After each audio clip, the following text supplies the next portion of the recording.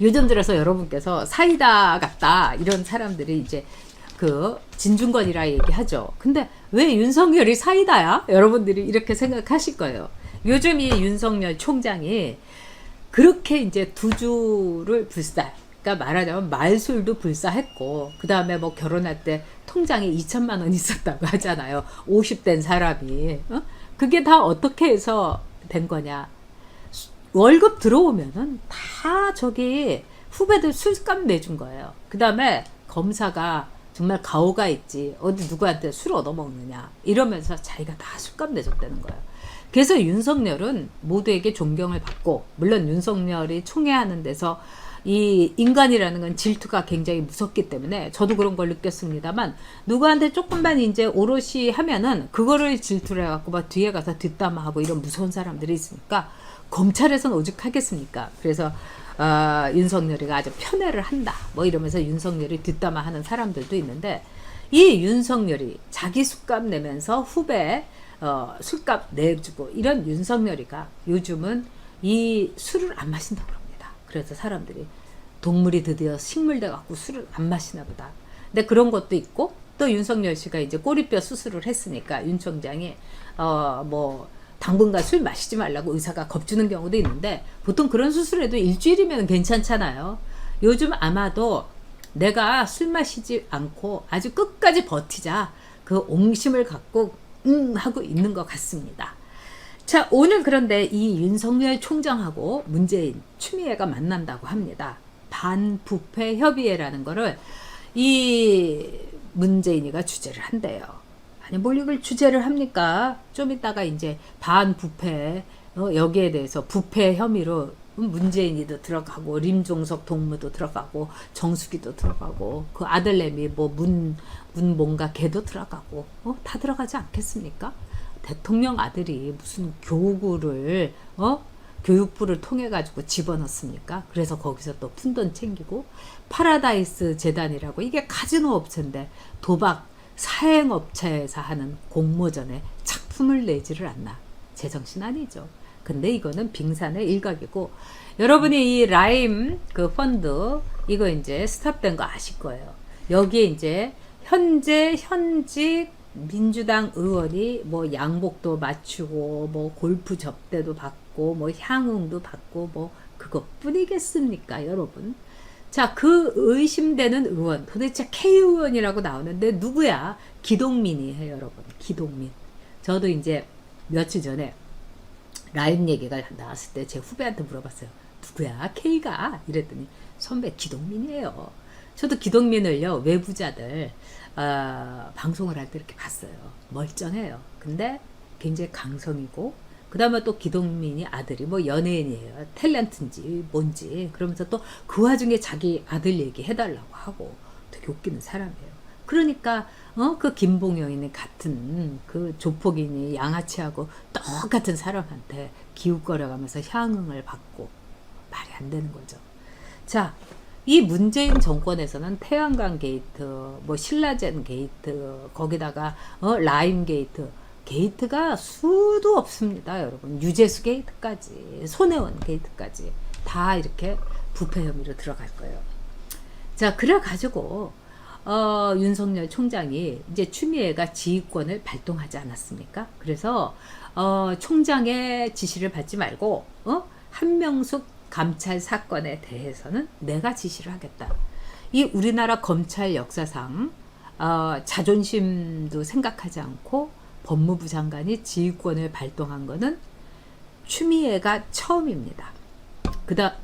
두 번째입니다. 처음이 누구냐? 천정배였어요. 근데 천정배하고 추미애하고 우리나라 역대 법무부 장관이 지휘권을 발동하는 데는 특징이 있습니다. 무슨 특징인지 아세요? 좌파 봐주기. 정말 렛츠 봐주기인 겁니다. 천정배의 경우는 그 당시에 여러분 강정구라고 김일성 참배 북한에 가서 하고, 그 다음에 수정주의 공부를 미국에서 한 건데, 그렇게 반미의 횃불을 막 난리를 치더니 강정구란 사람이 안식년은 또 미국에 가서 있습니다. 공부는 또 자기 딸 유학은 또 미국에 시켜요. 이런 사람들이 또 좌파입니다. 근데 강정구에 대해서 여러 가지 국가보안법이라든가 이 위반에 대해서 수사를 해야 되고 구속을 해야 된다. 그 당시에 검찰이 얘기하니까 그걸 천정배가 법무부 장관 지휘권을 발동해서 불구속 수사를 하게 했어요. 빨갱이 봐주려고. 강정구는 진짜 빨개도 아주 시뻘건 빨갱입니다. 근데 이번에 윤석열이 자꾸 한명숙 그 사건에 있어서 검찰이 말하자면 한만호라는 이 건설업자한테 한명숙한테 돈을 먹인 뇌물을 먹인 이 한만호라는 사람한테 말하자면 위증을 하도록 교사를 했다. 이런 거를 같은 깜빵에 있는 이 깜빵 동지들이 얘기를 한 거예요. 오직하면 그 사람들도 감방에 갔겠고 한만호도 감방에 갔겠습니까? 게다가 한만호는 돌아가셨어요. 죽었어요. 죽은 자는 말이 없다? 이러니까 한명숙이가 스물스물 나는 억울하게 당했다고 문재인한테 이렇게 콕콕 찍고 그 다음에 주사파들의 운동권들의 가오마담이 한명숙 아니겠습니까? 대모는 무슨 개뿔. 이러니까 문재인이는 한명숙이를 구해주고 내가 이렇게 할 때 좀 빨아줘야 되겠다. 세탁해줘야 되겠다. 얼룩이 너무너무 많고 그것도 왜 토사광란으로 해갖고 술 많이 먹은 사람들이 이렇게 해갖고 하는 아주 썩은 내가 진동하는 게 바로 한명숙이의 말하자면은 범죄 행위예요. 대법원에서 좌파 대법관 있는데도 다 오케이 했어요. 근데도 한명숙이가 지금 한만호가 죽이니까 나는 죄 없어. 난 억울하게 당했어. 이렇게 된 거예요. 그러면서 이걸 재수사를 해달라. 이렇게 얘기한 거예요. 그러니까 윤석열이가 아우 정말 이렇게 하면서 이거를 인권감독관실에다가 얘 수사해봐 이렇게 얘기한 거예요. 조사해봐. 그러자 한만호의 깜빵에서 있던 똑같은 것들이 인권감독관실에서 조사받지 않고 대검에서 조사받겠다 한 거예요. 왜? 한만호에 대해서 지금 이성윤이의 그 직할에 있는 대검에서 해가지고 나는 내가 하고 싶은 말 하고 나는 뭔가 뜯을 거 있으면 뜯고 받을 거 있으면 받겠다 이런 거죠. 여러분 솔직히 얘기해갖고요. 감방에 있는 재소자들이면은 인권감독관실에서 오히려 수사받는 게 좋지 않을 거예요? 주근해서 하나 막 인권은 얘기하면서 인권이라고는 북한 인권에 대해서는 입도 뻥끗 안 한 문재인 정권이 좌파 인권, 빨대 인권 얼마나 챙기고 있습니까? 근데 이성윤이가 자기가 이거를 핸들링하고 싶었던 거예요. 그래서 한명숙이 이제 분식하고 여기 뭐 여러 가지 오물을 뒤집어 써도 여기다가 이제 무슨 철판을 깔아주려고 하는 거. 이게 이번 한명숙 사건 수사입니다. 근데 여기에 대해서 이 수사권, 즉 지휘권을 말하자면은 법무부 장관인 추미애가 갖는다. 이렇게 얘기했어요. 이거는 위계질서상으로는 어떻게 할 수가 없습니다. 그래서 윤석열 총장이 오케이 한 거예요.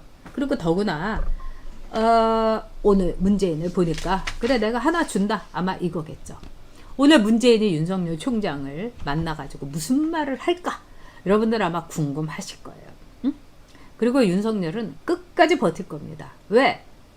박근혜 전 대통령 시절에도 국정원 댓글 사건으로 굉장히 힘들었는데도 꽁치고 버텼어요. 그러니까 윤석열은 검찰 조직에 대한 사랑, 그 다음에 내가 검찰총장이니까 날 차라리 해임시켜. 아마 이게 윤석열의 작전일 거예요. 윤석열의 설계도고. 그래서 절대로 윤석열은 뭐 이 살벌하게 지금 서른이부터 시작을 해갖고 박범계의 박지원이의 온갖 것들이 윤석열한테 칼부림하고 난도질하고 뭐 장모 뭐 마누라 이로 말할 수가 없습니다. 그러나 우리의 윤석열 총장은 꼿꼿하게 버틸 겁니다. 오늘 여러분들 나중에 한번 제가 기회가 되면 최동욱 사건도 얘기를 해드리도록 하겠습니다. 마치 어떤 분들은 최동욱이를 박근혜 정권에서 찍어내리지 않았냐. 저는 그렇게 보지 않습니다. 최동욱이는요. 정말 검찰총장을 하면 안 되는 사람이에요. 아니 첩살림을 하는 사람이 어떻게 검찰총장을 합니까? 우리나라는 헌법에 우리나라는 가족법의 일부 일처제예요. 근데 검찰총장이 일부 일처제가 아니고 첩살림하고 이러면 간통죄 이런 걸로 고소할 수도 있고 이런데 검찰총장이 첩살림을 하고 혼외자를 낳았는데 검찰총장 자격이 어떻게 있습니까? 당연히 물러나야 되는 거죠. 그 뒤에 최동욱이 얘기했던 그 찌질함, 보인 언행 이건 정말 좌파스러웠습니다. 언제 한번 최동욱에 대해서도 여러분에게 뭐 내일이라도 한번 해드리도록 하겠습니다. 저도 그때 그 최동욱의 그 뒷거리를 보면서 이야 정말 치사하다. 저 같으면 최동욱 딸이면 성을 갈아버립니다. 이름도 갈아버리고 엄마 성을 따르든지. 저 사람은 아버지 자격이 없는 사람이죠. 그 딸한테도 그렇고 그 부인한테도 그렇고. 그리고 저는요 그 술집 마담이라는 최동욱의 아들을 낳았다는 그 여자도 그렇지만은 그 아들에게 저는 참 최동욱이 인간으로서 못할 짓을 했다고 생각합니다. 걔 책임은 없는 거잖아요. 부모들이 나쁜 거지. 근데 나는 아들이 없다고 세상 온 세상 사람 앞에서 나는 그 아들 둔 적 없다. 아들 둔 적 없다. 마치 베드로가 동이 트기 전에 새벽 닭이 울기 전에 예수를 3번 부정한 것처럼 이 최동욱이란 인간이 자기가 낳은 아들을 부정했습니다. 그 어린 것은 무슨 죄란 말입니까? 인간이 아닌 거죠.